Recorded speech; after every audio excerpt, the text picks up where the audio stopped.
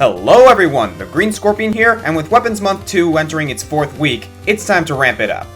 Explosives. I love them, you love them, and the following 10 characters love them. Much different than swinging something or shooting something, explosives cause massive destruction in a large area, and no matter how advanced video games get, we will never be too old to enjoy blowing stuff up.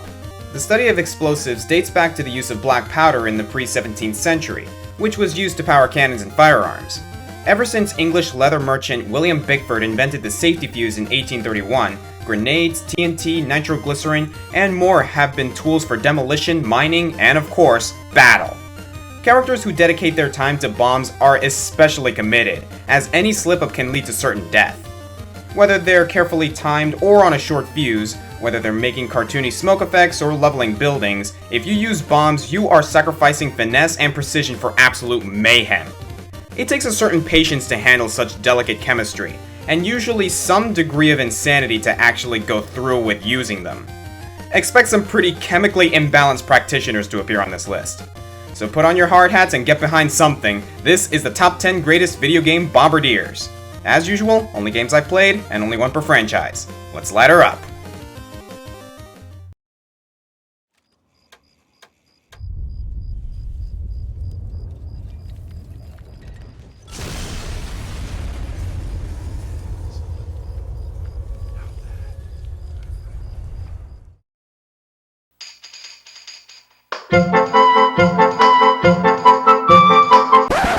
No, not you again. Link has already gotten honors in sword wielders and archers. He can't do triple duty. I mean, these lists are supposed to be about people who specialize in a chosen weapon. Sure, he's been setting explosives for 15 games, sure he uses them for both puzzle solving and for fighting, and sure he has a wide variety of techniques and variations, blowing up walls, inserting them into boxes, bowling with them. Then there's the moving bomb chews, the wall crawling spider bombs, underwater bombs, the screen clearing super bombs from Four Swords Adventures, the bomb arrows from Twilight Princess, cannons on boats and trains, the powder keg from Majora's Mask. Oh crap, he's a freaking demolitionist! And he has been since the 1980s! It's no wonder he bears a Triforce of Courage. He would have to be brave to keep all that gunpowder in his pack next to the lantern and the fire rod.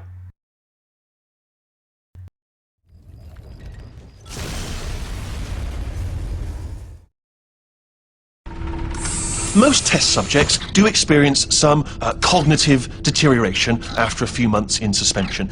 Now, you've been under for quite a lot longer, and it's not out of the question that you might have a very minor case of serious brain damage. I bet you didn't expect this guy to be on the list, but to me he's more than qualified. As inept as he is, he has an involuntary knack for destruction and a 4-part plan for victory. 1. No portal surfaces. 2. Start the neurotoxin immediately. 3. Bomb-proof shields. 4B. Leading directly onto level 4. Boom. Throwing it. Wheatley is actually a personality core built for GLaDOS, designed to be a complete idiot so that he balances out GLaDOS' dangerous intellect. When he's on his own, however, he's just a funny, well-meaning computer. At the beginning of Portal 2, he's Shell's unhelpful guide. Halfway through the game, he gets in charge of the facility, gains absolute control over Aperture Labs, and goes mad with power, imprisoning you for more tests and eventually trying to kill you. Am I the only one who really feels bad for this guy? I mean, sure, he gets kind of evil, but that's not really his fault. It's not his fault that he's stupid. He was programmed by top scientists to be that way, and he's sick of it. When he's hooked onto the core, it turns out to be too much for him. I mean, GLaDOS is actually kind of helpful when she's traveling with you. Maybe the lesson here is that power corrupts, and Wheatley is just a slave to his emotions. He wants to prove that he is capable of something more, and he just isn't, so of course that makes him frustrated. So much that he nearly blows up the entire facility without really trying. He can't create puzzles or turrets or traps like GLaDOS can, and every time he tries, they're failures or rejects. The only thing he's good at is wrecking things. And at the end of the game, he really sincerely is sorry for what he did under the influence of central control. Despite his bumbling, he still has some pretty brilliant moments. His plan was pretty good with the blast shields as a failsafe and the bombs for throwing. Things just don't go as he planned. He even had a backup step 5, booby-trapping the final button Shell has to hit with more explosives. That's pretty smart on his part. Like the GLaDOS fight in Portal 1, the fight with Wheatley is very well done, and listening to the computer grow more and more insane is both dramatic and hilarious. To paraphrase Shakespeare, some are born great bombers, and some just have great bombing thrust upon them. You know, if I was ever to see her again, do you know what I'd say? I'm in space. I'd say, I'm sorry. Sincerely. I am sorry I was bossy and monstrous. And I am genuinely sorry. I'm in space. The end. It's okay, Wheatley. I forgive you.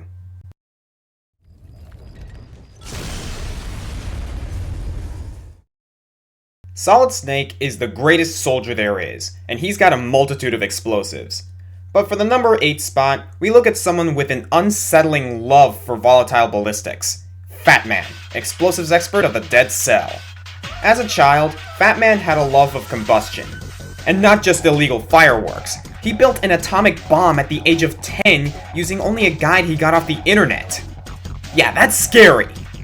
He then joined Dead Cell with his new codename after the atomic bomb that destroyed Nagasaki in World War II. He's not even as fat as he looks, actually. That's a blast-proof suit he's wearing, and the extra girth comes from a cooling system padded underneath, which allows him to wear it for long periods of time without overheating. Fat Man is not only an expert at designing bombs, but placing them. During the takeover of the Big Shell facility, Fat Man sets up C4s at several locations, and Raiden is forced to call in Peter Stillman, a bomb disposal expert and Fat Man's former mentor. I really love the battle of wits between Fat Man and Stillman. It plays out like a chess match. Fat Man places several C4s as distractions for Raiden to defuse, while the big ones at the facility's core are less detectable and go unnoticed. Fat Man finally catches Stillman in a trap and blows him up. He's insanely devoted to his chosen art form, so much that it jeopardizes his teammates' safety on several occasions. Raiden finally confronts him face to face on a rooftop where he fights by inline skating? Well anyway, Raiden disarms C4s while Fat Man skates after him with a Glock 18. That Glock is actually the only thing keeping him this low, since when you fight him, he actually doesn't wield the bombs. He just has them planted as part of the battlefield conditions. Kind of like Bongo Bongo in the Musician Fighters list. He's crazy, talented, and creepishly devoted, but it only gets madder from here.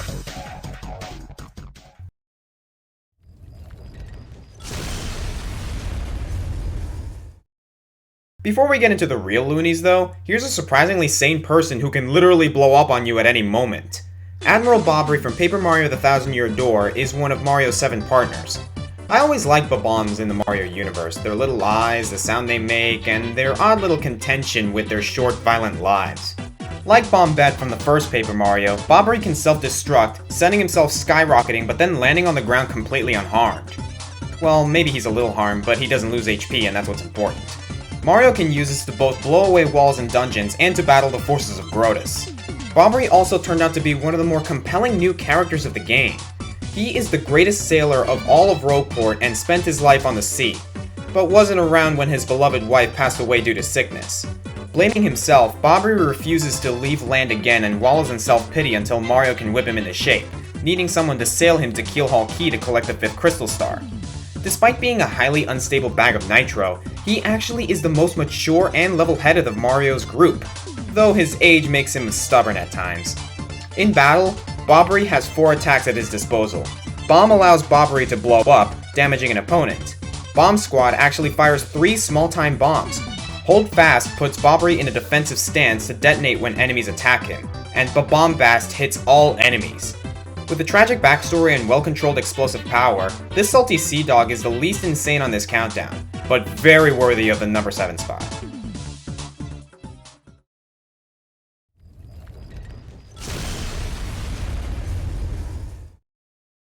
What's happening? I've been talking about Warcraft this month much more than I expected. I'm not really the biggest Warcraft fan, but I had to say something about the Goblins of Azeroth. A once neutral race now aligned with the Horde, Goblins are far more technically advanced than any other race, and thus we have the Goblin Sappers. At least that's what they were called in Warcraft 3, but as usual my favorite iteration came from Defense of the Ancients. Here, they are known as the Goblin Techies, a trio by the names of Squee, Spleen, and Spoon. Spoon! I don't get it. And let's just say this, Goblins are very open to the concept of martyrdom. Playing the Goblin Techies is a thrill. Laning against them is a nightmare since they specialize in putting invisible explosives all over the place. Landmines go off when people step on them, simple enough. Stasis traps are invisible and detonate when an enemy is near, stunning them for a moment. This gives the Techies just enough time to plant and detonate another mine right below their feet. The Goblins may have low defenses, but you probably shouldn't just attack them head on. At any point they can activate Suicide Squad Attack, blowing up and robbing you of the gold for killing them, and probably taking you down with them. Which is a pain considering that their basic attack, these little rockets, are ranged. So no matter where you stand, you're right where the Goblins want you. Their most damaging equipment are remote mines, which they can detonate from anywhere. The player has to be watching, but if he hits the right button at the right time, the enemy is blown sky high. Is an enemy standing just next to one? No sweat, just buy the item Force Staff, which lets you push them a couple of feet right on top of your instrument of destruction. And all the while, the Goblins' quips are just wonderfully maniacal. Hi! Yes? What? Hello? Hello? Flowers for Mrs. Gaggentoft. Some could say that a good explosive specialist shouldn't have to resort to blowing themselves up, but the way I see it, the Goblin Techies are just that devoted. They just have this wonderful sense of having accepted their fate. But, once again, as much as I like the Techies, there's a League of Legends character that I like even more.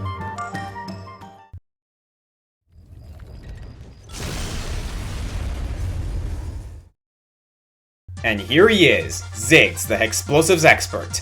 Not only is Ziggs more balanced than the Goblin Techies of yore, he's also a much more charismatic nutjob. So what's his story? Well, Ziggs is a Yordle, which is a race of short, often furry creatures that live alongside mankind in Runeterra. The Yordles hail from Bandle City, but also have a university in Piltover where the smartest Yordles make inventions for all of Valoran.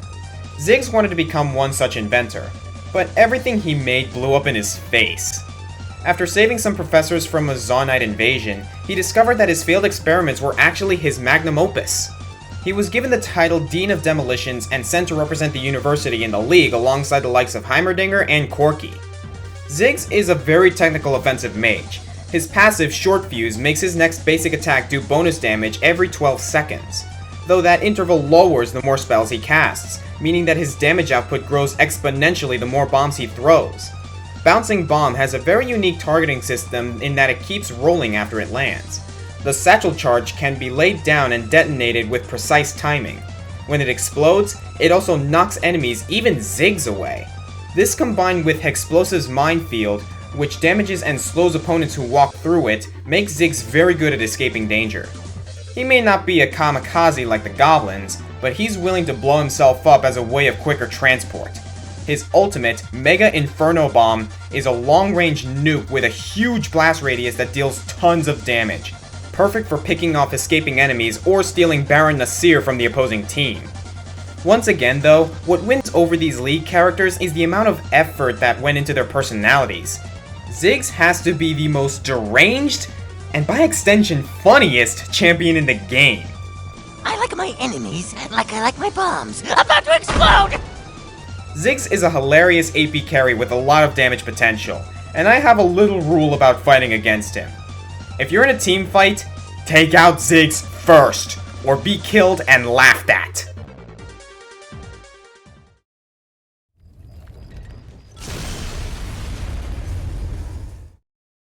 Number 4 is probably going to be the most obscure character I'm going to talk about here. There are a lot of great Pokemon who use moves like Self-Destruct and Explosion, like Electrode and Driftblim. And in competitive Pokemon tournaments, some gamers have invented teams entirely based around that one move. It sacrifices the Pokemon using it, sure, but it deals a heck of a lot of damage in return. Well, at least it used to before it got nerfed in Generation 5. Before that, though, it was especially effective in double battles when they came out in Generation 3. Explosion would hit all other Pokemon, including the Pokemon's partner. However, if the partner had high defenses, used Protect, or was an explosion-proof ghost type, that problem was averted and you could reliably pick off 2 enemy Pokemon for the price of 1.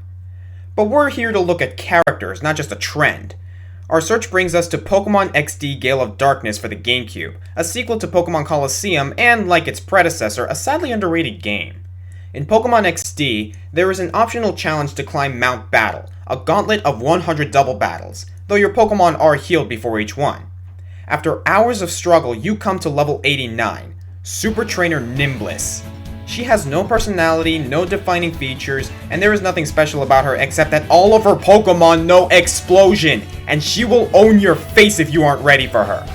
Her Pokemon are level 63 and up, and include Nosepass, Sudowoodo, Pineco, Weezing, Graveler, and Seedot. Yeah, that's right, she will destroy you with a freaking Seedot! These living payloads are also equipped with the move Protect, which deflects all damage from them in a turn. Nimbliss spends each round commanding one Pokemon to shield itself and the other to burst into flames. It's not the most well thought out explosion tactic, since with one ghost type on your team, you can simply sit there and wait for her to finish detonating her pets, but this was the first time I ever saw this strategy. For an in-game NPC, that's some pretty advanced strategy, and when I came into this fight unprepared and had to do the previous 88 battles all over again, well, I wasn't happy. It's a shame that Explosion lost so much attack power in Black and White, but if it means Nimbliss is out of business, that's fine with me. And what is a Super Trainer anyway? I don't think it's very super forcing woodland creatures to kill themselves. Man, good thing N wasn't around for this, he'd have had a field day with this chick.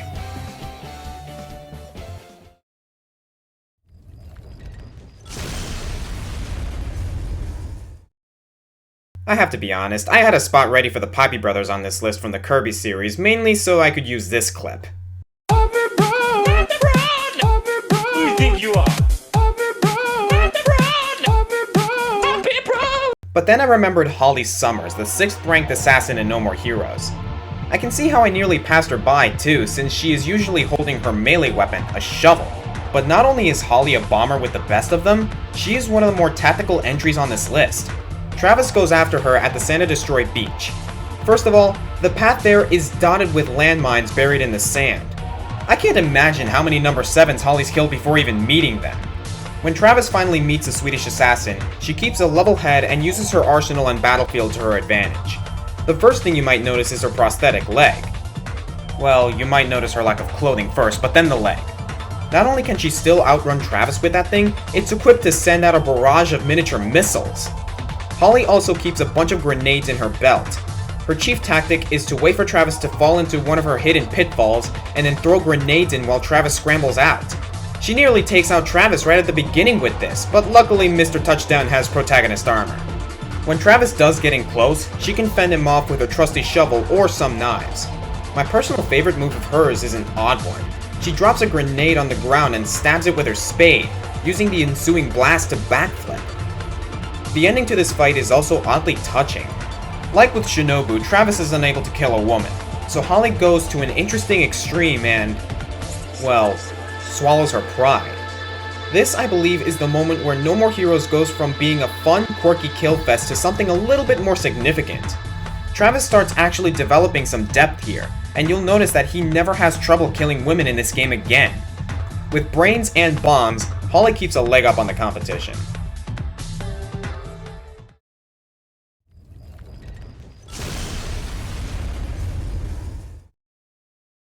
Thus begins my 1,000-year reign of blood! I'm pretty sure you all were expecting the Demo Man to drop in. He's crazy, he's funny, and he's great at what he does. But what exactly makes him a good Demo Man? If I were a bad demo man, I wouldn't be sitting here discussing it with you now, would I? Okay, I got you. Just calm down, alright? The Demo Man is an incredibly versatile class. His weapons are not pinpoint accurate, but considering that they all explode, this is hardly ever a problem. Traditionally, the Demo Man comes with a grenade launcher and a sticky bomb launcher.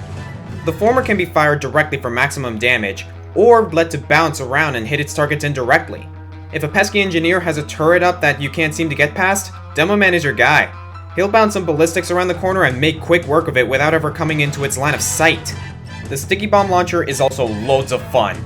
Just lay some down on the floor or stick them to the walls and doorways, then wait for the unsuspecting scouts and soldiers to walk through and be reduced to tomato-colored rain. It's also a perfect way to protect the cart, intelligence, or control points, making Demo Man credit the team no matter what the game is. Experienced Demo Man can even use their detonations to sticky jump to otherwise inaccessible areas, at the price of some injury to the hindquarters. Should the opposing team weave around the death traps and make it to him? Well, the joke's on them. The Demo Man is one of the most deadly melee classes in the game. It's even completely viable to use him as a demo knight with the Islander and the Charge and Targe.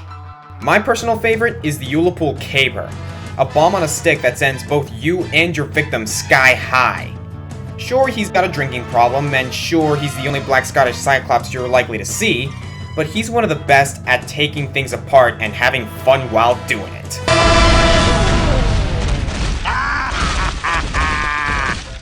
Oh, they're going to have to glue you back together in hell!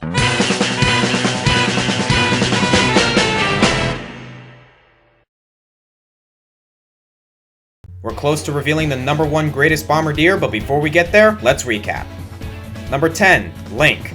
Number 9, Wheatley. Number 8, Fat Man. Number 7, Admiral Bobbery. Number 6, the Goblin Techies. Number 5, Ziggs, the Explosives Expert. Number 4, Super Trainer Nimbless. Number 3, Holly Summers. And number 2, the Demo Man.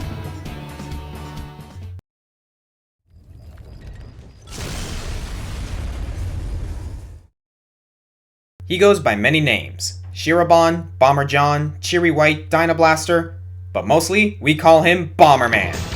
He may not be in the limelight anymore, but he's got over 70 games under his little black belt. He's even gone through multiple backstories, originally envisioned as a demolition robot fighting for his freedom, but evolved into an intergalactic defender and savior of Planet Bomber. Sometimes he's called the White Bomber to distinguish himself from his rival Black Bomber and his multicolored kin. He can produce an endless supply of bombs from his hands that vary in size and type: rubber bombs, remote bombs, power bombs, electric bombs, water and ice bombs, wind bombs, mines, dynamite, bomber jetpacks, sleds, and helicopters. He's even done battle with the evil mastermind Bagura, the Higgy Higgy Bandits, and the elusive Regulus. He also utilizes magical animals like Charabombs for more explosive abilities, jumping off his bombs, leaving them in lines, and so much more. He even once pursued the dastardly Mujo through Dream Mix TV World Fighters, in which he fought the likes of Master Higgins, Simon Belmont, and Optimus Prime. He's planted explosives on every major video game console, handheld, and tablet in history. He's had 3 different TV shows. He's made cameos in Wario games. He has enough raw force to eradicate planets. Blowing stuff up since 1983, Bomberman is cool, cute, and the only character deserving of being named the number 1 greatest Bombardier in gaming history. I'm the Green Scorpion. See you guys next time.